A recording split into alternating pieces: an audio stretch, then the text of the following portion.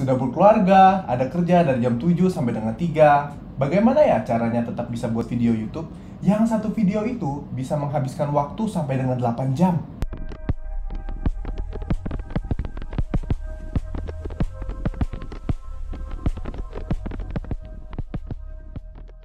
Hai friends, welcome to my channel. Nama aku Rian, aku adalah seorang guru di salah satu sekolah swasta di Manado. Kalau kamu merasa video ini bermanfaat, silahkan save dan juga subscribe. Thank you.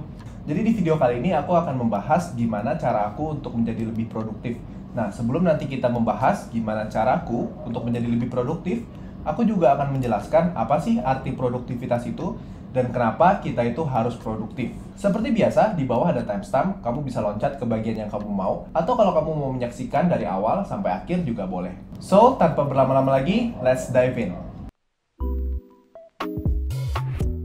Oke, pertama kita akan bahas apa sih sebenarnya arti produktif itu. Setelah aku lihat di KBBI, aku di situ dapatkan keyword atau kata kunci, yaitu menghasilkan. Nah, jadi produktif itu adalah menghasilkan sesuatu. Kalau kita berbicara tentang menghasilkan sesuatu, itu sama dengan output. Jadi dalam hidup kita ini ada input, ada output. Input itu saat kita membaca, mendengarkan lagu, menonton film, dan lain-lain. Sederhananya input itu adalah apa yang masuk ke dalam diri kita, apapun jenisnya. Sedangkan output itu adalah apa yang dapat kita hasilkan. Nah, ini bermacam-macam ya. Bisa jadi tulisan, lagu, film, video, dan lain-lain. Akhir-akhir ini juga aku membaca buku yang berjudul Everyday Matters. Ini juga tentang productivity, yang ditulis oleh Dr. Brandon D. Crow. Di dalam bukunya ini, beliau menjelaskan bahwa produktivitas itu disamakan dengan diligence atau rajin. Nah, jadi bisa juga dikatakan adalah orang yang produktif itu adalah orang yang rajin. Antitesisnya atau lawan dari produktif ini di dalam buku tersebut adalah kemalasan. Nah, kalau menurut aku pribadi, produktivitas itu adalah menghasilkan tetapi sesuatu yang bermanfaat. Kalau misalkan kamu mau produktif, ada dua tahap kalau bagi aku pribadi sih. Pertama, kita menghasilkan. Kemudian, tahap kedua itu adalah tahap yang lebih advance atau kompleks, yaitu mengusahakan bahwa apa yang kita hasilkan ini bermanfaat bagi orang lain. Oke, jadi itulah produktivitas. Sederhananya, produktivitas itu adalah menghasilkan sesuatu yang bermanfaat. Kita ke bagian yang selanjutnya, mengapa sih kita harus produktif? Jadi ada 3 alasan kenapa kita harus produktif. Yang pertama, itu adalah mengasihi Tuhan dan juga mengasihi sesama kita. Kalau misalkan kita diberikan Tuhan uang, waktu, tenaga, kepintaran, dan juga lain-lain, apakah kita sudah memaksimalkan apa yang diberi tersebut? Sebagai contoh, mungkin Tuhan memberikan bakat kita untuk menulis, tapi kita tidak pernah mengembangkannya. Kalian tentu pernah dengar ya, kalau misalkan kesuksesan itu adalah 1% keberuntungan dan juga 99% itu kerja keras. Mungkin kalau aku jadi Tuhan, aku nyesal sih kasih talenta menulis kalau misalkan orang tersebut tidak mengembangkannya. Tapi untungnya aku bukan Tuhan. Tadi juga ada disebutkan mengasihi sesama. Bagaimana kita bisa bilang kalau kita itu mengasihi sesama kita kalau misalkan kita itu tidak ada bersama mereka? Sebagai contoh, aku kan sekarang sudah berkeluarga. Bagaimana bisa aku mengatakan bahwa aku mengasihi istriku kalau misalkan setiap waktu aku tidak ada bersama dengan dia? Tentu ini tidak bisa dijadikan sebagai standar mutlak ya, karena ada beberapa orang yang berprofesi yang harus jauh dari keluarga. Misalkan jadi pilot, jadi kapten kapal, jadi penginjil, dan lain-lain. Tapi kalau misalkan aku kan seorang karyawan, jadi seharusnya memiliki banyak waktu untuk keluarga. Oke, itu yang pertama. Yang kedua adalah, produktivitas itu akan membawa kita ke kehidupan yang lebih baik. Aku pernah dengar suatu kutipan, kalau nggak salah dari buku The Unfair Advantages. Di situ dikatakan rumus kesuksesan adalah hard work dikali dengan unfair advantages. Artinya, kalau kita semakin bekerja keras, peluang kita untuk sukses itu akan lebih besar. Pernah nggak sih kalian tuh dengar kutipan, kalau kalian nggak kerja, nggak boleh makan? Atau kutipan lain,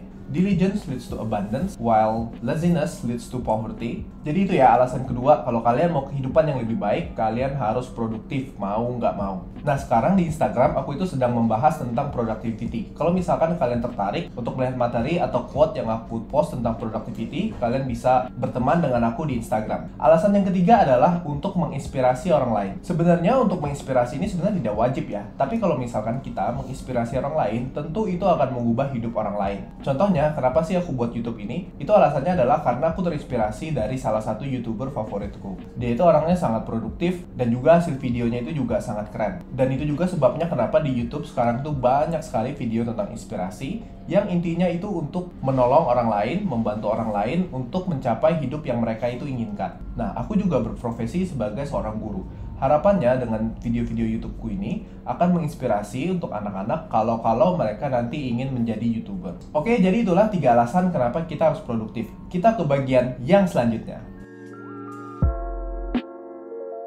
Oke, sekarang kita sampai di bagian bagaimana caranya aku menjadi lebih produktif. Ada 3 cara praktis. Cara yang pertama adalah tentukan jangka panjang. Tujuan jangka panjang ini bisa berbeda antara satu orang dan orang yang lain. Kalau misalkan aku, tujuan jangka panjang yang aku itu mau adalah 1. Bisa bekerja dari rumah walaupun tidak sedang pandemi. 2. Memiliki passive income yang menutupi pengeluaran tiap bulan. Misalkan kalau pengeluaran aku tiap bulan itu 2 juta rupiah, at least passive income yang aku harapkan itu adalah per bulan itu at least 2 juta rupiah. Ketiga, itu bisa menerbitkan buku tiap tahun. 4. Bisa mendapatkan peluang beasiswa atau bekerja di luar negeri. Nah, itu adalah contoh tujuan jangka panjang aku. Silahkan share juga ya tujuan jangka panjangmu di kolom komentar. Setelah kamu selesai dengan langkah pertama, yaitu menentukan tujuan jangka panjang, kamu bisa ke langkah yang kedua, yaitu adalah eliminasi hal-hal yang tidak relevan. Ini maksudnya adalah menghindari hal-hal atau aktivitas yang menjauhkan kamu dari goal jangka panjang tersebut. Nah, kalau aku misalkan ini ada 4 nih. Yang pertama itu adalah scrolling media sosial. Jadi sebenarnya scrolling media sosial itu boleh-boleh aja, tapi jangan kebanyakan sehingga kamu tidak sempat lagi untuk produktif atau menghasilkan sesuatu yang bermanfaat. Kedua itu adalah membuka pesan dan juga membalas pesan-pesan tersebut, baik itu di WhatsApp, Instagram, atau email. Meskipun untuk membalas pesan-pesan tersebut penting, kamu juga harus memiliki strategi yang efektif supaya waktu kamu tidak habis di situ. Ketiga itu adalah melakukan pekerjaan rumah. Kalau misalkan kalian punya budget lebih, mungkin kalian bisa pikirkan untuk laundry, sehingga waktu yang kalian pakai untuk mencuci itu bisa kalian lakukan untuk menghasilkan sesuatu yang bermanfaat. Yang terakhir itu adalah outsourcing. Kalau misalkan kalian memiliki budget lebih, kalian bisa mempertimbangkan untuk memiliki asisten atau virtual assistant. Mungkin ini kedengarannya tinggi banget ya, tapi kalau misalkan kalian itu adalah content creator atau pengusaha yang kalian itu memiliki banyak uang, tapi mungkin sedikit waktu, kalian bisa berkorban uang kalian sehingga kalian bisa melakukan apa yang benar-benar penting sesuai dengan tujuan jangka panjang tadi. Setelah kalian selesai dengan langkah yang kedua ini, yaitu mengeliminasi hal-hal yang tidak relevan, kalian bisa ke langkah yang ketiga, yaitu rencanakan harimu dan juga minggumu. Ini sudah aku lakukan juga, ada 4 hal spesifiknya yang aku lakukan: daily planning, weekly planning, project management, dan aku juga membuat semuanya itu harus visible. Untuk daily dan weekly planning, aku gabung mereka jadi satu. Berikut kita lihat previewnya. Selain itu juga ada project management. Kalau misalkan aku ada project-project khusus atau ada hal-hal yang ingin dilakukan, aku itu selalu tulis persiapannya sedetail mungkin. Yang terakhir ini adalah visible. Pastikan perencanaan kalian itu terlihat. Kalian bisa tulis atau kalian bisa ketik. Nah, biasanya aku juga menggunakan buku tulis. Ini adalah contoh buku tulis yang aku gunakan. Ini bisa lihat ya, salah satu agenda harianku cukup padat. Ini sudah lama sih. Akhir-akhir ini aku sering pakai Notion. Kemudian kalau misalkan digital, aku itu pakai Notion. Intinya adalah kalian harus pastikan itu terlihat. Jangan sampai perencanaan kalian itu hanya ada di kepala, karena isi kepala kalian tidak bisa kalian lihat kecuali kalau kalian tulis atau kalian rekam. Untuk rekam sebenarnya aku nggak pernah sih, hanya tulis. Oke, jadi itulah 3 cara praktis aku untuk menjadi lebih produktif. Oke, kita sudah sampai di akhir video. Itulah cara atau tips dari aku untuk menjadi lebih produktif. Kalau kalian memiliki tips-tips lainnya, silahkan share di kolom komentar ya. Siapa tahu bermanfaat juga bagi orang lain. Kalau kalian merasa video ini bermanfaat, silahkan like, share, dan subscribe. See you on the next video. Bye!